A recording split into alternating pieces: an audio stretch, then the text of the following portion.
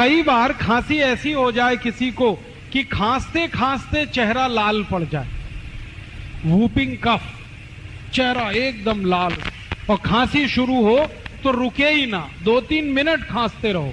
ऐसी खांसी में अदरक ले लो आधी और उसको भून लो, आग में भूनो। आग जलाओ गैस बर्नर पे, उसमें अदरक को चिमटे में पकड़ के भून लो। जब वो भुन गया तो उसको हल्दी में डाल दो, हल्दी पाउडर, पिसा हुआ हल्दी, तो हल्दी उस पे चिपक जाएगी और वो हल्दी चिपका हुआ अदरक जैसे ही मुंह में रखोगे 1 मिनट में खांसी बंद हो जाएगी, 1 ही मिनट।